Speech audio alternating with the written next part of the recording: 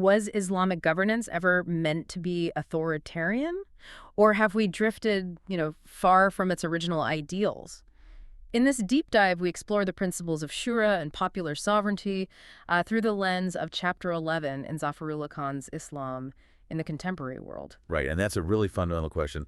Zafarullah Khan tackles, well, pretty much head on. Tackles head on, okay. He lays out this powerful critique of the current state of the Muslim world. And what's the core of that critique? Arguing that Islam, which, is meant as a mercy, has in many places become distorted. Distorted how? Kind of used as a tool, really. Yeah. He sees it exploited, contributing to poverty, even terror in some contexts. Wow.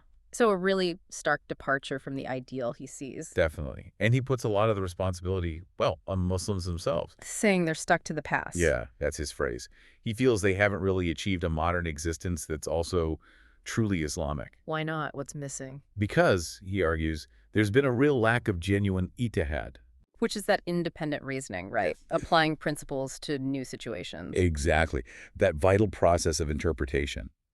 Khan feels it hasn't been happening effectively. So what is his main point, then? His core message is that Muslims need a kind of deep internal reform. A change from within. Yes. Yeah. They have to actively decide, through their actions, what kind of people they're going to be. It sounds like a call for a major shift. And for this deep dive, we're focusing on the political side of that. Precisely. How political thinking needs to change. Yeah.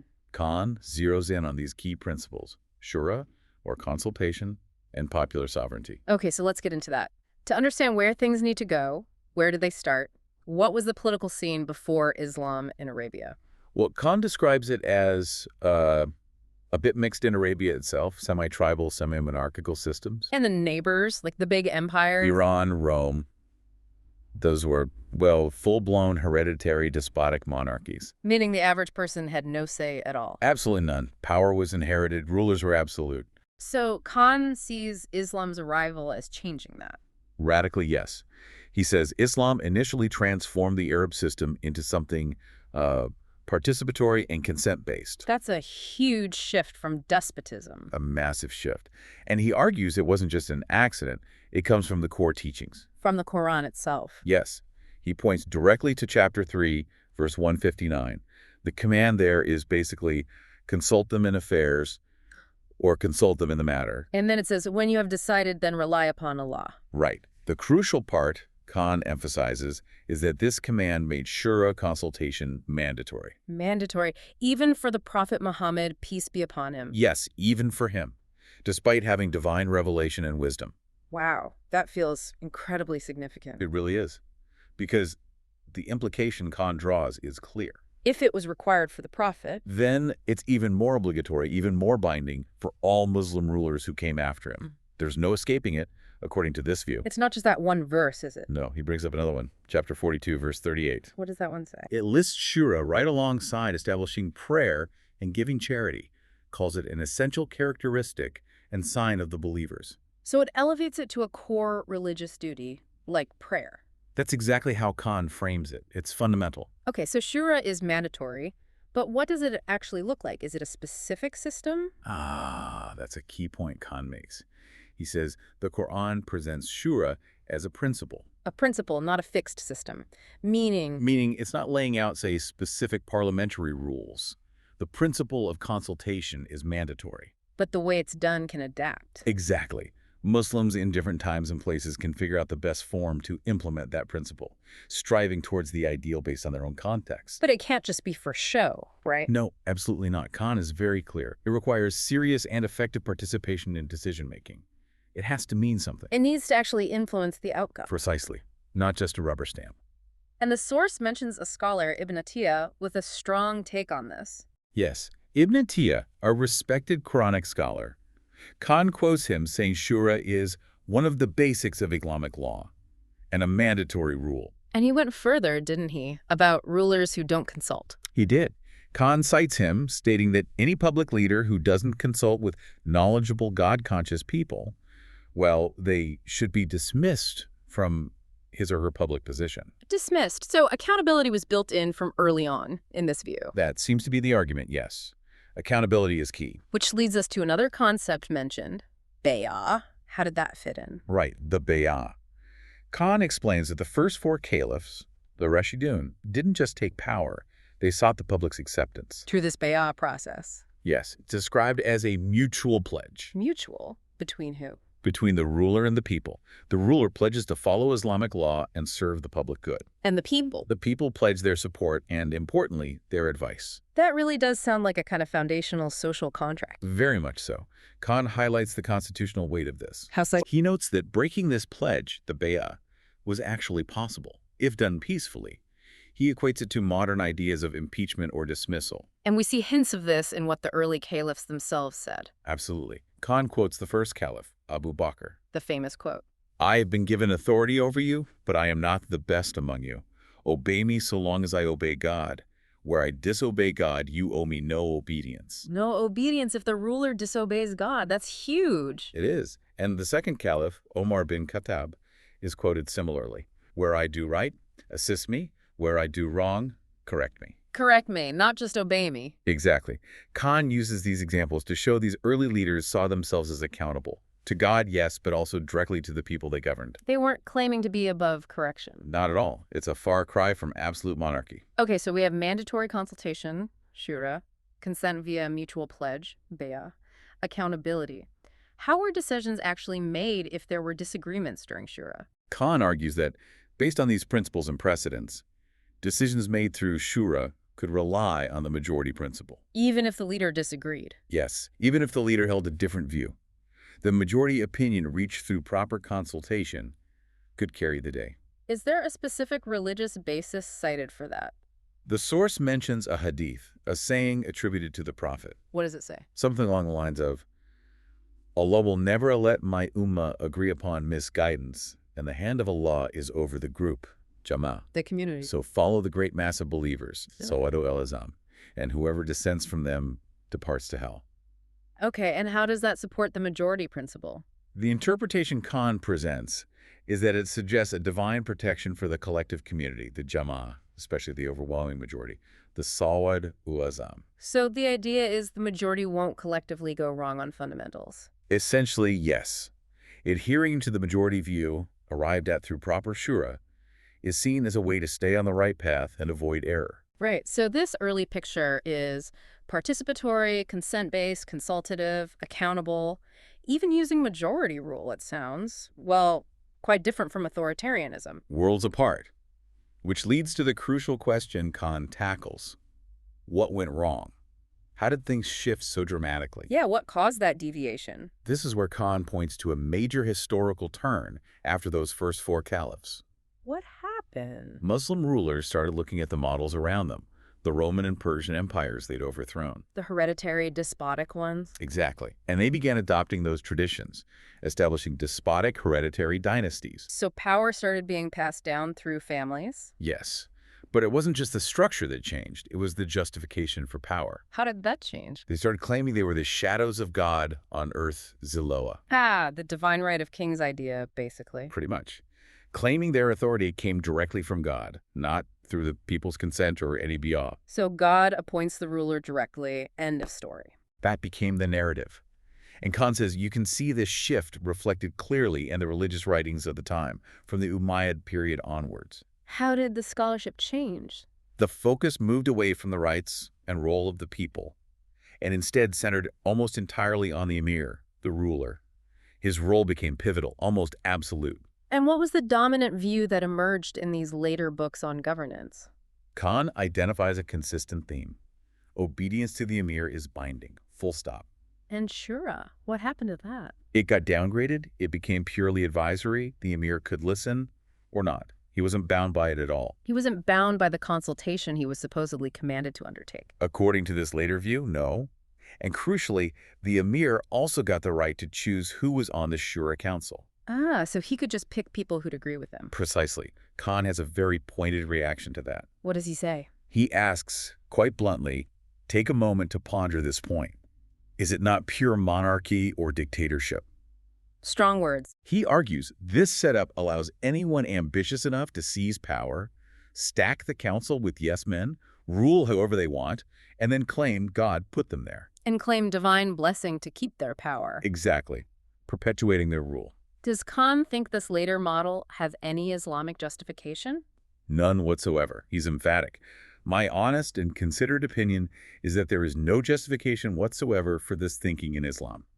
He sees it as a complete distortion. Okay, so that's the deviation. But you mentioned earlier that the original ideas didn't completely vanish. Right. Despite this dominant trend of authoritarianism, Khan points out that some scholars and movements kept challenging it. They kept the idea of popular sovereignty alive. Yes, trying to reconnect with those early principles. Khan gives a key modern example, Pakistan's Objectives Resolution of 1949. What was significant about that? It was a foundational document for the new country, passed by the Constituent Assembly. And importantly, it had broad support, including from religious scholars, the ulema, across different schools of thought. And what did it say about power and sovereignty? It starts by saying ultimate sovereignty belongs only to Allah.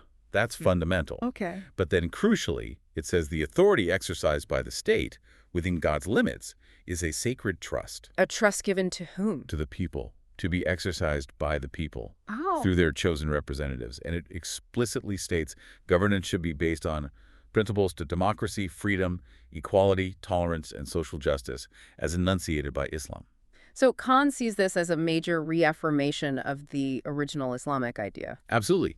He interprets it as enshrining the concept that political power on earth is delegated by God to the people, who then exercise it via elected representatives. Which means no divine right for rulers. Exactly. No ruler without consent, no right to seize power by force. It's a direct rejection of the monarchical model. He even calls the resolution a kind of consensus, an ijma. Yes, a joint declaration by senior ulema and leaders affirming that the real sovereign is the people who gain power through elections. And he suggests this thinking is still alive today. He does. He notes many religious political parties across the Muslim world now advocate for the supremacy of elected parliaments, suggesting a growing consensus around the people as the political sovereign. So we have this principle with deep roots and modern backing.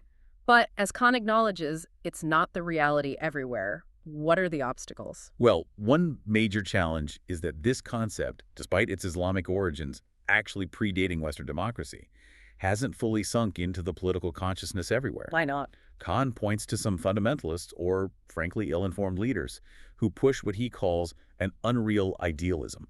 This idea of needing an all-powerful Khalifa. Kind of a romanticized, unrealistic view of the past? Perhaps. And then there's a hard reality. Yeah. Rulers in many Muslim countries do still take power undemocratically. Through force or manipulated elections? Right. And they rule against the people's wishes, often claiming divine right and sometimes, tragically, getting support from certain scholars. Which gives their power grab a false religious legitimacy. Well, exactly. It muddies the waters terribly. So, faced with this reality, what does Khan propose? What should Muslims do? He calls for a decisive commitment. Muslims need to firmly decide to strive for popular sovereignty. And what does that striving involve? He says they need to sever their relationship with the establishment that denies it. Sever ties. That sounds pretty radical. It is. He advocates for a revolutionary course, essentially, to lead the public towards what he sees as their true Islamic political destiny. Which is rooted in popular sovereignty. Yes. And key to this is leaders speaking the language of the masses and staying clear of rulers and existing power structures. He mentions some historical figures as models for this. He does. People like Abu Zar Ghafari, Imam Hussein, Ibn Taymiyyah, figures known for challenging unjust power and standing for principle, as Khan sees it. Part of this struggle, he says, is also about perception. Yes, challenging the idea that religious people automatically support the status quo or are somehow inherently feudal or pro-establishment. He critiques General Zia-ul-Haq in Pakistan on these grounds. He does. He doesn't see him as representing Islam, but as a man of the establishment who took power by force and just used Islamic slogans. He laments that Islamist forces supported him. So Khan feels Muslims have sometimes backed the wrong horse, becoming victims of psychological helplessness. That's his term, yes. Supporting adventurers who use religion but deny the people's will. And his solution, where should leaders get their strength? From the masses. By earning public trust, not by cozying up to the establishment. He points to Turkey and Iran as places where Islamic forces gain power through popular votes, showing it's possible. But he also includes a warning, doesn't he, for Islamists who do gain power this way. A very important one. He stresses that once in power, they can't just create a new monopoly. What does he mean? The country must be ruled by the people in general. No single group or individual should hoard power. It has to remain participatory. And he uses Afghanistan under the Taliban's Mullah Omar as a negative example. Yes, he calls it a failed experiment, a laughingstock, precisely because of what he terms orthodox and monarchical thinking one-man rule. He warns against repeating that mistake.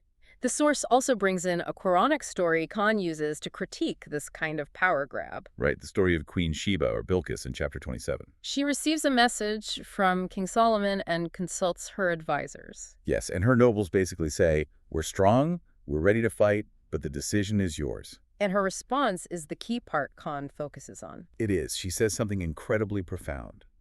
Kings, she says, when enter a country, despoil it, and make the noblest of its people its meanest. Thus do they behave. Despoil it and humiliate the nobles. Khan calls this a most meaningful and comprehensive statement about the role of kingship and military takeover. Commentators interpret entering here as entering by force, by usurpation. So taking power illegitimately. Exactly, and the consequences are facade corruption, spoiling the land, and azella humiliating, weakening, disgracing the best people, promoting sycophancy. And Khan directly applies this Quranic critique to Muslim history. Yes, he sees the Umayyad, Abbasids, and later dynasties as fitting this description. Usurpers bent upon despoiling society, crushing liberty and equality.